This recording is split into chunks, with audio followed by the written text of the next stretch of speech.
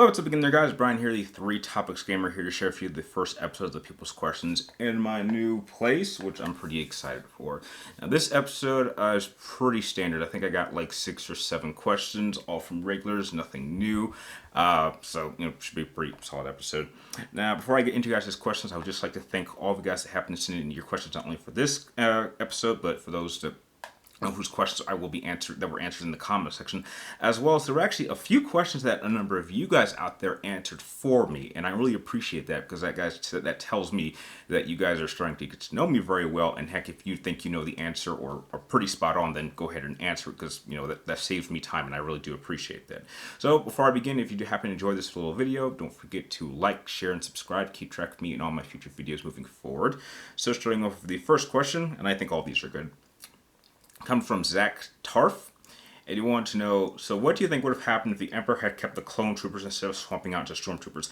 I think the rebellion would have been a lot harder to deal with instead of I think the rebellion would have had a much harder time. I think you can't really argue that clone troopers are much more efficient than stormtroopers, and the only reason they switched over to stormtroopers was because that was cheaper and they didn't want to pay as much. I think they would have performed a lot more better and much more competent. I think their command military structure would have been much more stronger. So, yeah, there's that. Next question comes from Leaked Like Critic 75. You want to know, what is my favorite video game fight scene? Okay, I'm assuming you're talking about cutscene fight scenes. So, the one that sticks out to me the most, without question, probably has to go to Raiden versus Vamp in Metal Gear Solid 4, the one that they promoted during, I believe, one of the E3s. I think that fight scene is pretty cool, and that's the scene that really, for me, establishes Raiden from going from like a really kind of pathetic and pussified character to an absolute badass. And I think Raiden is like one of the best examples of a character that had like a really bad introduction to the fan base, but once they made a slight little modification, then Raiden became accepted and loved by the majority of the fan base, including me. So yeah, that's the one fight scene that definitely sticks out to me. I would pick the second one, but the problem is that since the screen is cut in half, it's kind of hard to see. But I think if they released like a full screen version, I would have liked it a little bit more. But yeah, I think that first fight between Raiden and Vamp is definitely the best like cutscene fight scene that I've ever seen. Next question comes from Red Guilty, and you want to know, do I think that Death Battle should take note from my versus series ongoing on each character's physical, weaponry, skills, and tactics? Absolutely not, because Death Battle is doing just fine. They're the most popular, versus debate series on the internet right now. So why would they want to take any advice from me? And they're all about entertaining, not being informative. I mean, some of their breakdown techniques make absolutely no sense, and it's all about stats and numbers that don't even really apply. But heck, again, they're trying to be entertaining, not be factual. If you want to be factual, you come to me. You want to be entertained, you go to them. Some of their research is even off on many of their videos that they never even seem to acknowledge. And even the guys doing the voiceovers aren't the guys doing the research. At least when you watch my videos, you know that I'm doing all of this on my own. I'm doing all the research, I'm doing all the scripting, I'm doing all the voice, and I'm doing all the editing. All those two guys do is just do the voice recording. We don't even know who's doing the researching for those scripts, so yeah. Next question comes from Virgil, the son of Sparda, and this one I really liked. And you want to know, do I think that Virgil will warm up to Nero if he appears again in the series? Absolutely not. Virgil has had no intention on being a parent, and I don't think he cares that he is one. I think his relationship is very much similar to the relationship that Big Boss has with Solid Snake. I mean, even Big Boss said himself that he never wanted kids, he never wanted a son, he never wanted an heir. He just so happens to have one now. And even though he doesn't, quote, love him, which, he shouldn't, he at least respects him as a soldier. And I think that that's the most that Nero could ask for from Virgil. I think Virgil can respect his strength and power, but acknowledge him as like like a father-son relationship. Virgil's not that kind of character, and I don't think any of us should expect that from him at all. That just doesn't fit his character. Next question comes from Sinovic, and you want to know, if the boss never defected to the Soviet Union and Snake Eater, how do I think this would affect Big Boss's character arc in the event of the Metal Gear Solid timeline? Okay, you have to remember, Sinovic, that her defection was planned. It wasn't spontaneous. That was always the plan. The United States government planned that. So if that never happened, then Big Boss wouldn't be Big Boss. He would just be another soldier. Nothing. I'm not going to say that. Okay, the timeline would have been completely different. Nothing would have happened. I mean, without the boss's defection, which, mind you, was planned, the entire franchise never happened, and it's almost impossible to know what would have happened. I mean, I, I wouldn't know where to begin. So the big boss doesn't defect. She still is working with the government, and Naked Snake at that point is still working underneath her. That's about it. I mean, you don't. It's questionable if the Metal Gear projects would have ever worked. Solid Snake, Liquid Snake, and Sawdust never would have been created. A lot of things would have happened. I mean, I think things wouldn't have been so crazy. I mean, even the Patriot system never would have been created if the boss hadn't defected. So, to be fair, it would be a completely different franchise. I think it's impossible to really know to what extent, but it would be drastically different. It's probably fair to say nothing you know about Metal Gear would have happened if the United States government hadn't planned for the boss to defect. That was the whole thing. It was not spontaneous. That was very much planned. That's what they wanted to happen in order to, be on the good side of the Soviet Union, which at that point was very unstable at that point after the Cuban Missile Crisis. So, that's the best answer I can give you.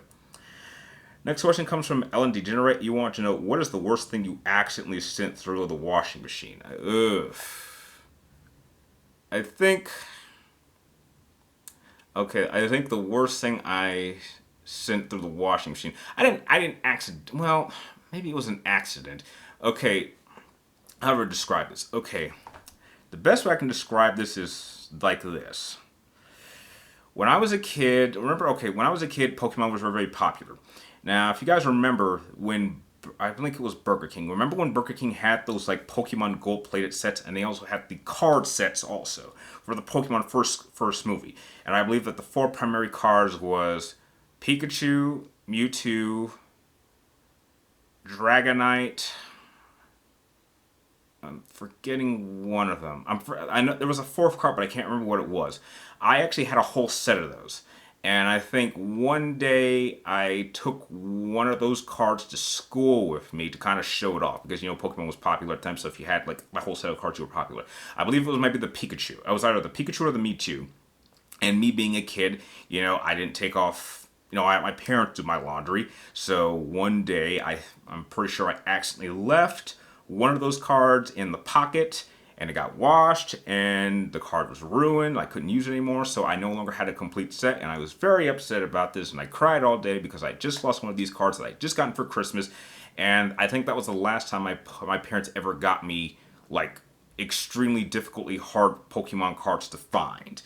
And that pretty much started the pretty much downward spiral of my disinterest in Pokemon, so...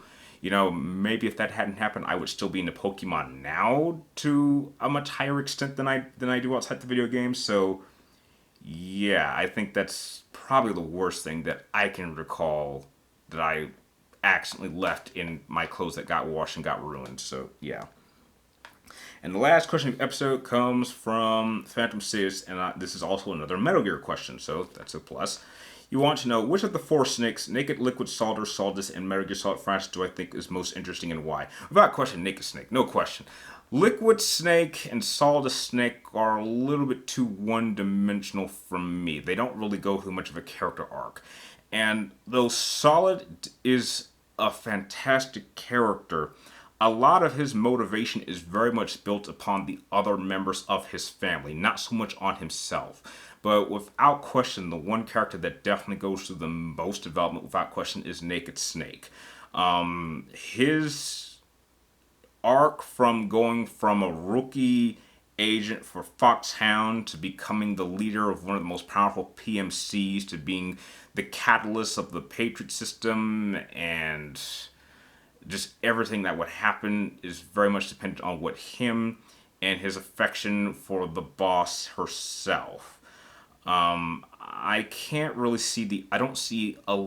I don't see a, even when you go back to it, a lot of their motivations are very much dependent on what Big Boss did as a character over the course of his life. I mean, Liquid Snake wanted revenge on Big Boss because of how he was created. Solidus was tired of not having an identity and just being used as a tool for the Patriots. And Solidus, didn't even know who his father was until he took him out. And even after that, he developed a somewhat hatred for him. And then at the end of his life, he kind of realized what Big Boss had done and what he was trying to do. And even though they didn't have a loving relationship, it was definitely a respected relationship between two great soldiers. So yeah, I think out of any of the snakes, Big Boss, or Naked Snake, as what his code name was probably the most interesting, and which is why he's considered probably my favorite video game character of all time. I'm still debating who I like more between Orin and Big Boss. It's hard because I think Orin is a much better character in a single game, but Big Boss had more games to develop across, so that's why it's kind of hard for me to pick between those two characters. But yeah, that's why Big Boss / Naked Snake is without question the most interesting character in the Metal Gear Solid franchise, at least to me. And that about does it for this episode. I hope you guys had enjoyed it, and don't forget to check out my tour video, which should have been uploaded before this video, probably the day before, so you can check out how my room is organized. And remember, if you guys have any more questions you'd like me to answer in next week's episode, sure type them in the comments down below. But make sure you get them into me before Thursday around noon. And if you want to increase your odds of having them answered in the video instead of in the comment section, just make them interesting or stand out, and that'll definitely increase your odds. And like always, thank you guys for watching. You're awesome, and I will see you next time.